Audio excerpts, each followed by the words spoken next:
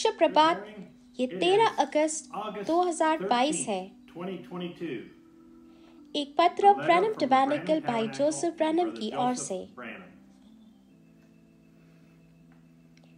प्रिय सर्वोत्तम रचना, पिछले रविवार को हम में से प्रत्येक के बारे में हमारे पादरी ने जो कहा था उसे याद किए बिना मैं आज आपको कैसे लिख सकता हूँ।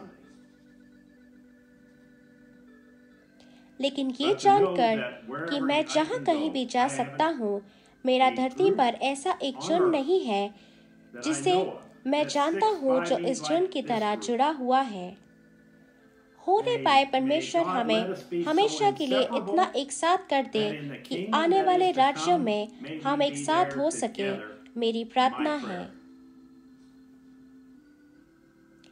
पृथ्वी पर हमारी तरह ऐसा कोई झुंड नहीं है जो परमेश्वर के भविष्य तक के साथ जुड़ा हो और वह संदेश जो परमेश्वर ने टेपों पर बोला है।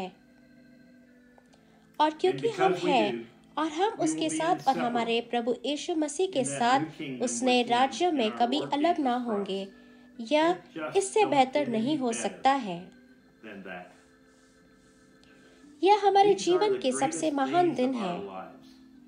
हाँ, मसीह और उसके अंतिम समय के संदेश के लिए मूर्ख बनने के लिए पूरी तरह से संतुष्ट है, नट कहलाने के लिए भी, क्योंकि हम हर शब्द उन टेप पर विश्वास करते हैं और कहते हैं प्ले दबाए। हम एक ही और केवल एक ही कलीसिया से संबंधित हैं। हम इसमें जुड़े नहीं हैं, हमने इसमें जन्म लिया है। हर हफ्ते हम संसार भर से एक साथ एकत्र होते हैं और मसीह से प्रेम को जताते हैं और कहते हैं, ओ मैं आपसे किस तरह से प्रेम करता हूँ यीशु। हम संसार के लिए एक नट या मूर्ख हो सकते हैं, लेकिन पिता ने हमें हमारे दिन में खुद का प्रकाशन दिया है। परमेश्वर ने अपने ऊपर खाल को डाले हुए और इसने हमें उसकी दुल्हन को अपनी ओर खींचा है। हम बस इसे प्यार करते हैं कि ये कितना साधारण है, लेकिन साथ ही ये कितना गहरा है। लेकिन आपके पास इसे देखने के लिए अवश्य ही एक प्रकाशन होना चाहिए, और हमारे पास है। स्वयं मनुष्य के पर्दे में छुपा हुआ है, उसकी कलीसिया में अपने आप को प्रकट कर रहे हैं। आपके विश्वास और मेरे विश्वास के द्वारा एक साथ आते हुए परमेश्वर की इकाई को बना रहा है। मैं आपके बिना कुछ नहीं कर सकता, ना ही आप मेरे बिना कुछ कर सकते हैं। ना ही परमेश्वर के बिना कुछ भी कर सकते हैं। तो यह एक साथ इकाई को, उस जोड़ को बनाता है। परमेश्वर ने मुझे उद्देश्य के लिए भेजा है। आप इसे विश्वास करते हैं और वहाँ ये घटित होता है। बस ऐसा ही देखा पूरी तरह से साबित हुआ है। हम उन मनुष्य के समान हैं जो उस दिन इमाउस से रास्ते पर चल रहे थे। हम दिन भर के दौरान उससे बात करते हुए सुनते हैं, फिर हम उसे अपने घरों में आमंत्रित करते हैं ताकि हम उसके साथ एकांत में बंद हो सके। तब वो कुछ ऐसा करता है जो केवल वही कर सकता है, अनंत जीवन की रोटी को तोड़ता है। हम उसे तुरंत ही पहचान लेते हैं। फिर हम कहते हैं, क्या हमारे हृदय हमारे भीतर उत्तेजित नहीं हुए जब वो रास्ते में हमसे बात कर रहा था। हर हफ्ते हम बड़ी प्रतीक्षा के साथ इकट्ठा होते हैं, सोचते हैं वह इस सप्ताह हमें क्या बताने और प्रकट करने जा रहा है। हम एक दूसरे के साथ उदाहरण साझा करेंगे और पूरे सप्ताह इसके बारे में बात करेंगे। क्या आपने उसे सुना जब उसने कहा, मुझे सर्वोत्तम रचना बनाने में 4000 वर्ष लगे थे, लेकिन अब मुझे एक और सर्वोत्तम रचना बनाने में लगभग 2000 वर्ष लग गए हैं। तो मेरी दुल्हन, मैंने इसे उसके कभी न बदलने वाली विधि से किया है, ठीक उसी तरह जैसे मैंने अपनी पहले सर्वोत्तम रचना को बनाया था। मेरा वचन इसी तरह से मैं अपनी सर्वोत्तम रचना को बनाता हूँ, क्योंकि तुम केवल एक सर्वोत्तम रचना तभी बन सकते हैं जब यह सिद्ध वचन हो।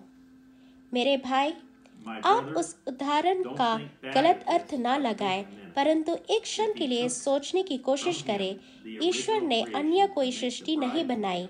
ये रचना ही उसकी मौलिक सृष्टि थी, जिसमें से उसने एक टुकड़ा निकालकर उसे उसकी ही दुल्हन बनाया। यदि वह वचन था तो दुल्हन क्या होनी चाहिए? इसे मौलिक वचन होना है, वचन में जीवित परमेश्वर। पौष्टिक भोजन की जुबली के बारे में बात करें। हम मौलिक सृष्टि का भाग हैं। हम मौलिक वचन का भाग हैं। परमेश्वर हम में रह रहा है। हम उसकी सर्वोत्तम रचना है। हम वह झुंड है जो उसके भविष्यद्वक्ता के साथ जुड़े रहते हैं। हम उनके भविष्यद्वक्ता और प्रभु यीशु मसीह के साथ अभिन्न हैं। हम उसके साथ एक हैं। यदि आप भी चाहते हैं कि आपका हृदय आपके भीतर उत्तेजित हो, जैसा कि हम में होता है, तो आकर इस रविवार को दोपहर 12 बजे जेफरसनविल समय पर हमारे साथ आए। जैसे दुल्हन का एक भाग एक साथ आता है और उसे हमारे घरों में और हमारे कलीसियों में आमंत्रित करते हैं। जैसा कि हम परमेश्वर को बोलते हुए सुनते हैं और हमारे लिए अनंत जीवन के वचनों को प्रकट करते हैं, जैसे वह हमें संदेश लाता है। सर्वोत्तम रचना 64-0705 भाई जोसेफ ब्रैनम। सभा से पहले पढ़ने के लिए शास्त्र है यशाया 53 अध्याय 1 से 12 वचन, मलाकी 3 अध्याय 6 वचन, संत मत्ती 24 अध्याय 24 वचन, संत मरकुस 9 अध्याय 7 वचन, संत यूहन्ना 12 अध्याय 24 वचन,